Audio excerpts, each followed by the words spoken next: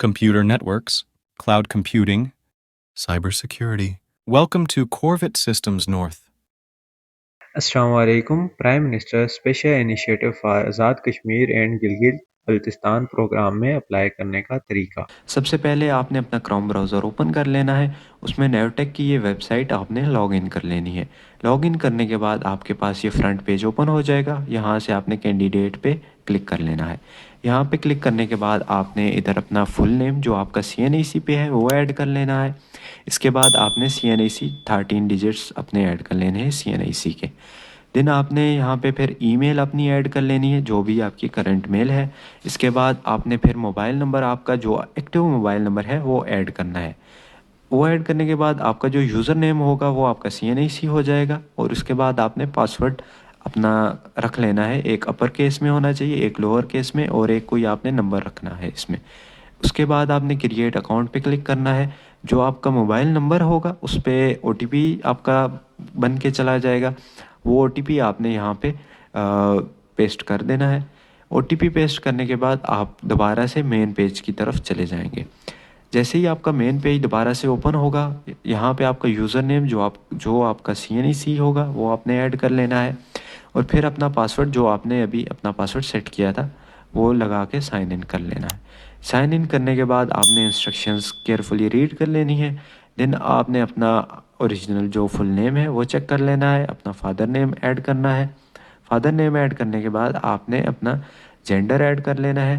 Gender add करने के बाद आप अपनी डेट ऑफ बर्थ सेलेक्ट कर लें। इधर से डेट ऑफ बर्थ जो भी आपकी है वो सिलेक्ट कर लें। दिन फिर आप अपना CNAC चेक कर लें वो ठीक है या नहीं। आप अपना मोबाइल नंबर चेक कर लें और अपनी एक दफ़ा मेल चेक कर लें।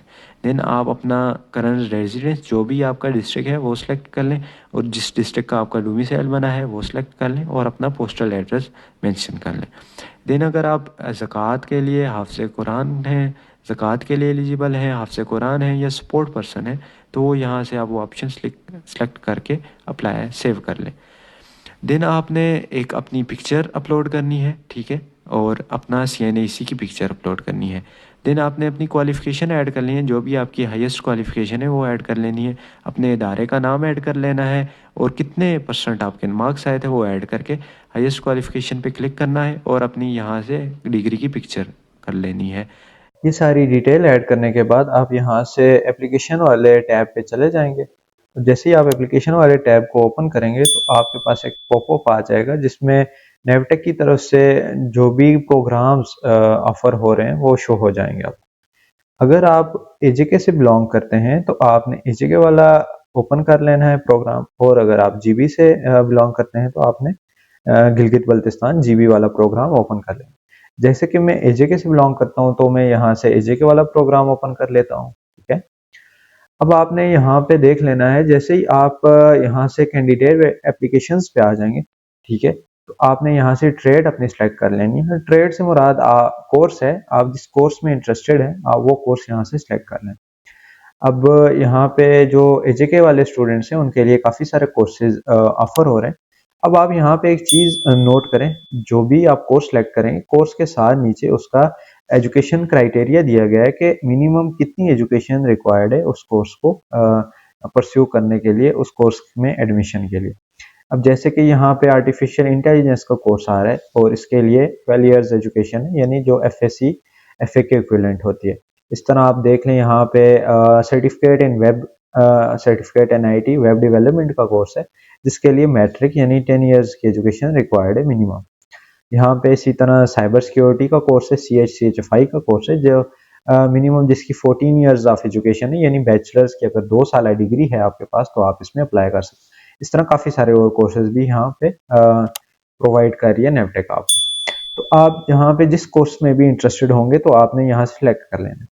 आप एक और चीज़ नोट कर लें कि आप मिनिमम किसी एक कोर्स में ही अप्लाई कर सकते हैं, एक से ज़्यादा कोर्सेज में आप अप्लाई नहीं कर सकते। तो आपने सोच समझ के उसी कोर्स को सिलेक्ट करना है जिसके लिए आप एलिजिबल हों। जैसे मेरी एजुकेशन वो 14 इयर्स है, इससे ज़्यादा है, तो मैं कम से कम 14 इयर्स तक की एजुकेशन का जो भी कोर्स होगा उसे सिलेक्ट कर सकता हूँ।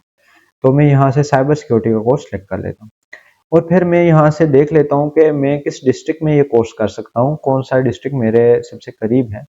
अभी मैं रावलपिंडी में हूँ, तो मैं यहाँ से रावलपिंडी सेलेक्ट कर लेता हूँ कि मैं रावलपिंडी डिस्ट्रिक्ट में ये कोर्स करना चाह रहा हूँ।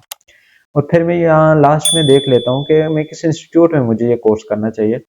तो ये जो नेवटेक की तरफ से अभी सिर्फ कॉर्वेट नेटवर्क्स में ही ये कोर्स अवेलेबल है, और नीचे कॉर्वेट नेटवर्क्स का मुझे यहाँ पे उसका एड्रेस भी शो हो रहा है कि कॉर्वेट नेटवर्क्स किधर है। तो मैं यहाँ से कॉर्वेट नेटवर्क्स सेलेक्ट कर लूँगा। जैसे ही मैं अपना कोर्स सेलेक्ट कर लूँगा और मैं यहाँ से ऐड ट्रेड पे क्लिक कर दूँगा। जैसे ही मैंने अपना कोर्स सेलेक्ट कर लिया, ठीक है, तो ये कोर्स शो हो गया कि मैंने कॉर्वेट नेटवर्क्स रावलपिंडी में साइबर सिक्योरिटी का कोर्स सेलेक्ट किया है और इसका एड्रेस मेरे पास शो हो गया, और मैं मैक्सिमम सिर्फ एक ट्रेड के लिए ही यहाँ से अप्लाई कर सकता हूँ।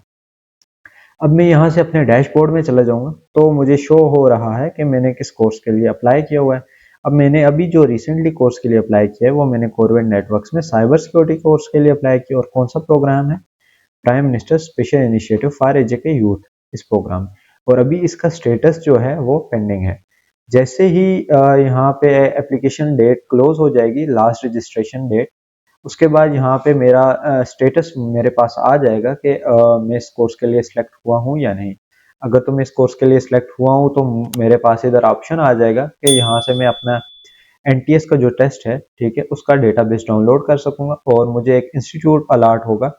मे बी वो वही इंस्टीट्यूट हो जो मैंने कोर्स के लिए सिलेक्ट किया है, वो अलॉट होगा जहाँ मैं जाके एनटीएस का टेस्ट दूंगा।